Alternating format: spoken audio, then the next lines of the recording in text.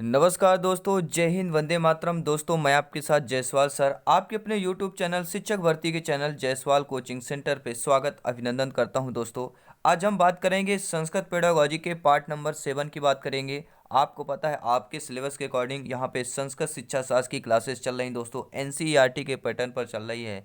और यहाँ पर दोस्तों सिलेक्शन सर्वोपरि है। सभी भावी अध्यापक अध्यापिकाओं का वेलकम, अभिनंदन है दोस्तों। चलिए शुरुआत करते हैं दोस्तों। ठीक है, ये क्वेश्चन का हमने आप लोगों के पिछले क्लासेज में दो होमवर्क में दिया था, और बहुत से लोगों का आपका कमेंट भी आता है कि सर होमवर्क भी देते हैं, इसका आंसर भी बता दीजिए। बिल्कुल, नेक्स्ट क्लास में इसका आंसर बता दिया जाता है। और पिछली क्लासेस देखना चाहते हैं, आई बटन पर लिंक आएगा या प्लेलिस्ट में जाके ज्वाइन कर सकते हैं। तो इसका जो होमवर्क में हमने पिछले क्लासेज में आपको क्वेश्चन दिया, तो इसका आंसर जान लेते हैं कि परिष्कृत प्रश्न निर्माण अवसरे कश्य उपाय देता वर्ते। अर्थात दोस्तों, जो परिष्कृत प्रश्न का निर्माण के अवसर करते हैं, आप सभी लोग भावी अध्यापक अध्यापिकाएं हैं, जब आपकी नियुक्त होगी, अध्यापक अध्यापिका बनेंगे, शिक्षक शिक्षिका बनेंगे आप लोग, ठीक है।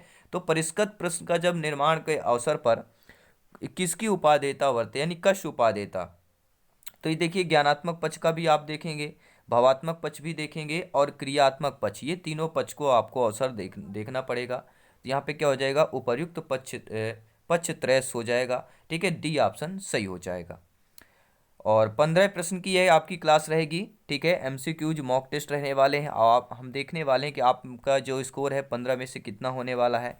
तो पहला प्रश्न है, संस्कृत शिक्षणस्य उद्देश्यमस्ति। अर्थात दोस्तों, संस्कृत शिक्षण का उद्देश्य होता है अवबोधनात्मक, होता है ज्ञानात्मक, सृजनात्मक या उपयुक्त सभी होता है। तो मेरे प्यारे मित्रों, शिक्षक बंधुओं, संस्कृत शिक्षण का उद्देश्य अवबोधात्मक रूप में भी होता है, ज्ञानात्मक के रूप में भी होता है, और सृजनात्मक में भी होता है। क्योंकि ज्ञान का भी विकास करना है बच्चों में, सृजनता का भी विकास करना है, और अवबोधात्मक रूप में भी होता है। तो संस्कृत शिक्षण का उद्देश्य तीनों हो जाएगा। आई थिंक ऑप्शन नंबर डी यहाँ पे सही हो जाएगा।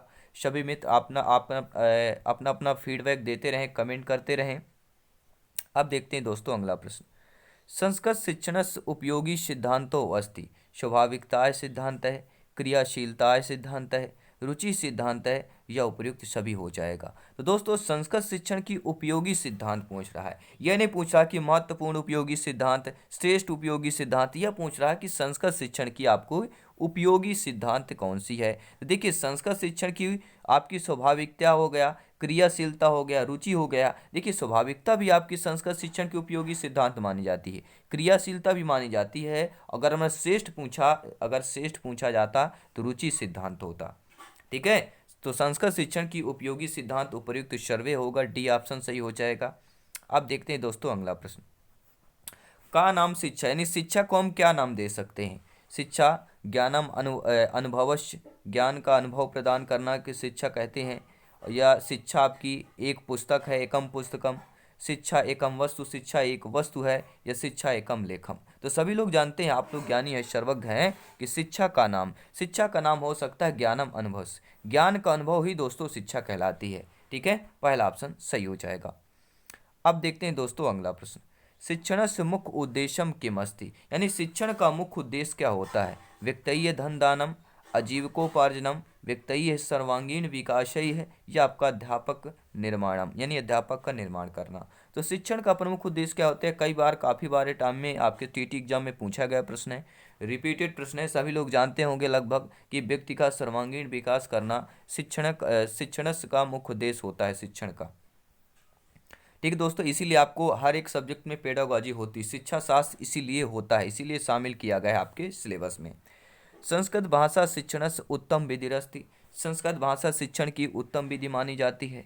अनुवाद विधि, लेखन विधि, परोक्ष विधि, या प्रत्यक्ष विधि मानी जाती है। सभी लोग कमेंट करेंगे। देखिए, संस्कृत भाषा शिक्षण की उत्तम विधि, अब यहाँ पे दे दिया गया उत्तम बताना है, सर्वश्रेष्ठ विधि, उत्तम विधि बताना है संस्कृत भाषा शिक्षण की। देखिए, संस्कृत भाषा शिक्षण की बता रहा है, तो देखिए संस्कृत भाषा शिक्षण में जो श्रेष्ठ मानी जाती है वह कहलाता अनुवाद। संस्कृत भाषा में आपको अनुवाद करना आना चाहिए। अगर आपने संस्कृत भाषा का अनुवाद करना सीख लिया तो क्या कहेंगे, उत्तम विधि वही मानी जाएगी। ठीक है, जब आप अनुवाद कर लेंगे तो लिख भी लेंगे। ठीक है, तो आई होप आप लोग समझ पा रहे होंगे। अब देखते हैं दोस्तों अगला प्रश्न। अगला प्रश्न स्क्रीन में है। मेरे सभी प्यारे मित्र, वीडियो को एक बार दिल से लाइक करें। जी हाँ, शिक्षा के चैनल का आपके अपने परिवार को, यह अपना परिवार है, अवर फैमिली है दोस्तों। ठीक है, काव्य शिक्षणस्य प्रमुख उद्देश्यम भवति। काव्य शिक्षण का प्रमुख उद्देश्य होता है काव्य रचना कौशल विकास है, यानी काव्य में रचना कौशल का विकास करना। व्यवहार चातुर्य विकास है, व्यवहार का, ठीक है, विकास करना। या आपका शब्द भंडारस अभिवृद्धि, यानी शब्द भंडार में अभिवृद्धि करना। ठीक है, चतुर्वर्ग फल प्राप्ति, यानी चारों तरफ से फलों की प्राप्ति करना। यह उपयुक्त सर्वम चा। तो काव्य शिक्षण का प्रमुख उद्देश्य क्या होता है? काव्य शिक्षण का प्रमुख उद्देश्य होता है रचना कौशल का विकास करना, क्योंकि यहाँ प्रमुखता की बात कर रहे हैं। ठीक है, तो प्रमुख विकास आपका क्या हो जाएगा? रचना कौशल विकास होता है। ठीक है, काव्य शिक्षण की अगर हम बात करते हैं, मानवस्य प्रथम शिक्षा प्रतिष्ठानम, मानव का प्रथम शिक्षा प्रतिष्ठान क्या होता है? प्राथमिक विद्यालय, परिवार, माध्यमिक विद्यालय, महाविद्यालय। आप सभी लोग, हम लोग, ठीक है, सभी मानव की कैटेगरी में आते हैं। तो हमारा जो प्रथम जो शिक्षा का प्रतिष्ठान होता है वह क्या होता है? तो सभी लोग जानते हैं। ठीक है, बालक का प्रथम जो विद्यालय परिवार से ही सीखता है। तो जब बालक सीखता है तो मानव भी वहीं से सीखते होंगे। ठीक है, तो I think option number B सही हो जाएगा।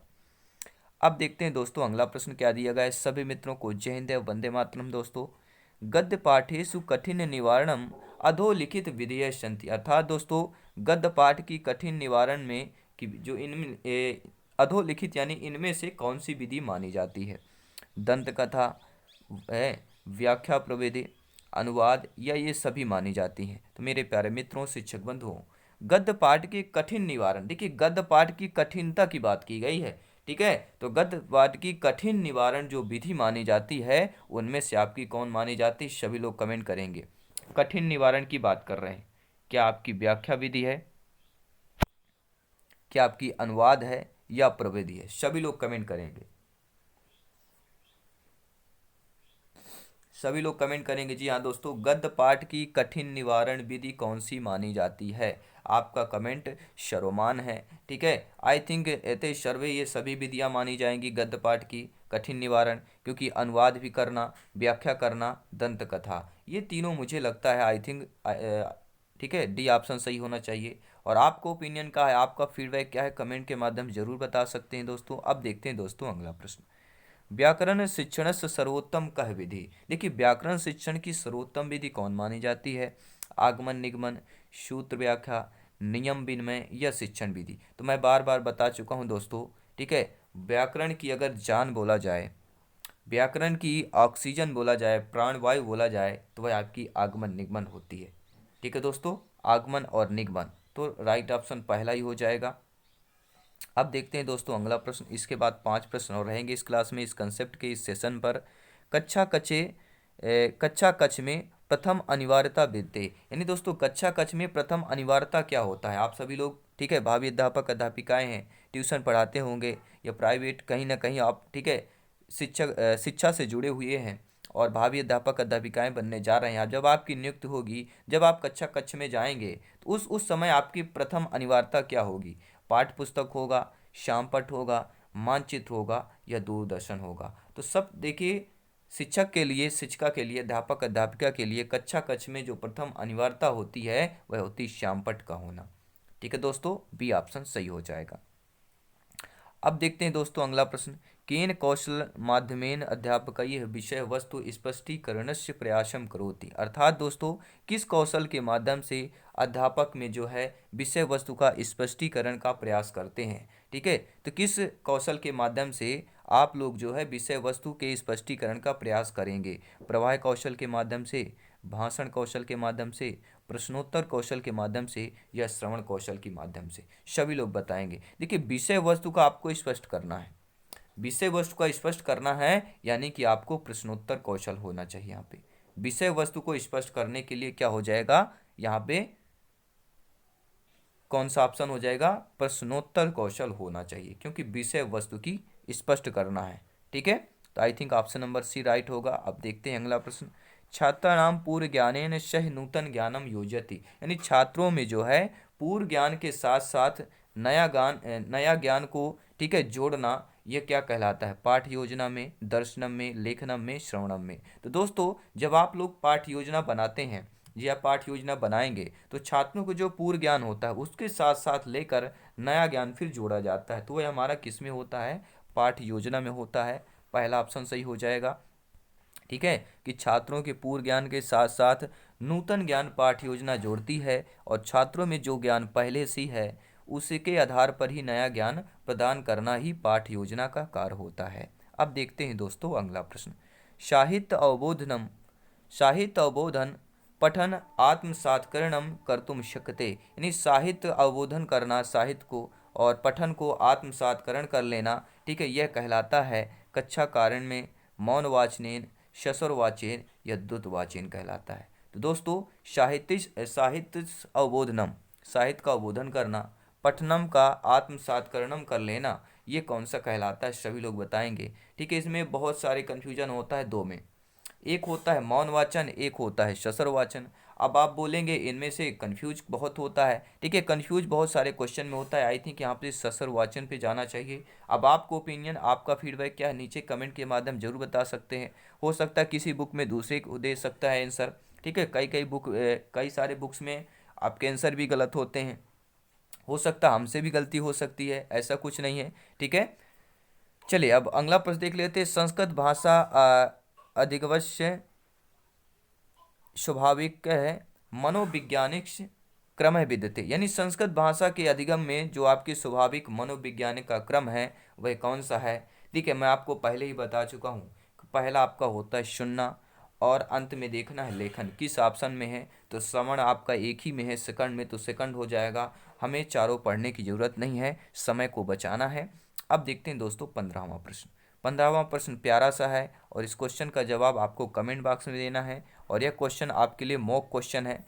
ठीक है, मॉक क्वेश्चन रहने वाला, आप लोगों को कमेंट करना है और इसका आंसर हम नेक्स्ट वीडियो, नेक्स्ट क्लासेज में देंगे। दंडान्वयी खंडान्वयी टीका समीक्षा इत्यतैः विधेयकेन संबंधा संति, अर्थात दोस्तों जो आपकी दंडान्वय, खंडान्वय और टीका समीक्षा विधि है, यह विधि किससे संबंधित है। व्याकरण शिक्षण से, नाट्य शिक्षण से, काव्य शिक्षण से या आपके निबंध शिक्षण से। सभी लोग कमेंट करेंगे, फीडबैक करेंगे, अपना अपना कमेंट देते रहें। दोस्तों जल्दी मिलेंगे नेक्स्ट क्लास में। हमेशा हंसते रहिए, मुस्कुराते रहिए और क्लासेस डेली ज्वाइन करिए दोस्तों। ठीक है, एग्जाम डेट, ठीक है, थोड़ा बहुत लेट हो सकता है और लेट हो रहा है। अगर आप एग्जाम यहाँ पे यानी कि प्रिपरेशन ड्राफ्ट करते हैं, ठीक है, अपना पढ़ना छोड़ देते हैं, तो फिर आपको जो साल भर से मेहनत करे हैं, ठीक है दोस्तों, तो वो हमारा क्या हो जाएगा, व्यर्थ चला जाएगा। क्योंकि फिर हम 10 से 15 दिन में एग्जाम इतना प्रिपरेशन नहीं कर पाएंगे। अगर लगातार पढ़ते रहें तो ये आपके बेनिफिट होगा। ठीक है, क्योंकि यहाँ पर सिलेक्शन सर्वोपरि है, हमें सिलेक्शन चाहिए दोस्तों। सभी मित्रों को जय हिंद, वंदे मातरम, धन्यवाद सभी का।